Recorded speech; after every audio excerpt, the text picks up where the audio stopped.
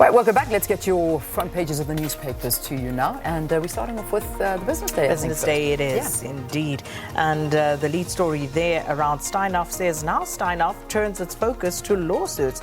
Visa's claim is for about 59 billion rand, and the group faces a class action claim from Dutch group VEB. And this, of course, not unexpected. I think it was some time coming. Christo Visa, who, of course, he's Pepco, became part of Steinhoff, and he is now demanding that sort of money in the wake of that total disaster that unfolded, total scandal. And again, not sure whether we properly got to the bottom of what is going on. People still talk about accounting irregularities. It's fraud. Call it what it was. So this is what happened at Steinhoff, and this is now the latest, these lawsuits that the company faces. Also, desperate Zuma to appeal cost ruling. Former President Jacob Zuma, in a desperate battle to avoid paying back about 16 million rand in legal fees that was incurred by taxpayers in his fight to avoid corruption charges, has accused the judges who ordered him to repay the funds of political bias.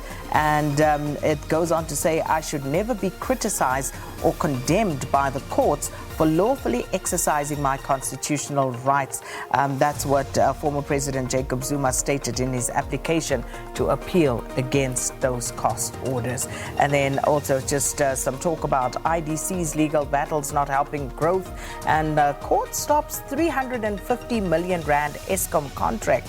Now, Eskom has been stopped from awarding a 3-year 350 million rand contract for supplying lubricants to its power stations, with a judge ruling that it had not complied with its own procurement risk and governance protocols. Okay. Let's move now to the Citizen. And the Citizen's front page looks like this. SAA flies around rules. And what they say there is that government is...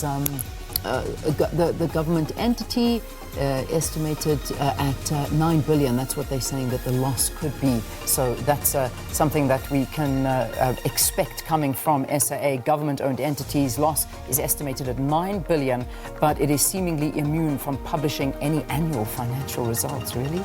Okay, so that's what the Citizen is saying. Then they also say, COP, parents can help expose gangs, but they don't care. And then page 7 is where I was scrolling all the way down to, because there it says, sexy apology speaks volumes. And what I'm thinking on this is that apology from the Department of Education, that Elijah Mhlangu, the picture that he was posting to talk about the reading campaign being offensive. A lot of people did not find that very nice. Tweets attempt to make education departments read to lead push sexy. I'm not sure. I did not like the photos. I mean, I'm just putting it out there. I thought that they were in poor taste, but the apology has been made, and people are still talking to that. So there we go. That's the front page of the Citizen. Right, moving on to the Sowetan. Mourners go on the rampage is their lead story. Missing body parts mystery. So this happened at Blindwater village outside Guyani, where a man his family thought he had died in a hit-and-run accident. But then when they went to view the body, they realized that his private parts were missing. Oh, wow. And then all hell broke loose, and mourners went on the rampage there, burning the houses of 3 people they suspected to have been involved in all of this. So the missing body parts mystery. A funeral halted at the last minute, and locals burned down 3 houses. The details of that story on page 2. Also, Khanyago slaps Lungisa with a 500,000 rand suit, and this, of course, the Reserve Bank governor, and he actually is now suing Andile Lungisa for tweet that he actually sent out, and in it Lungisa called Khanyago a dutiful servant of racialist superiors and an exceptional K. So this is what that is about. And then some of the other stories that they also look into in today's Sowetan, of course, the story of Zandile Kumete there, and also piling rubbish sings Zandile Kumete.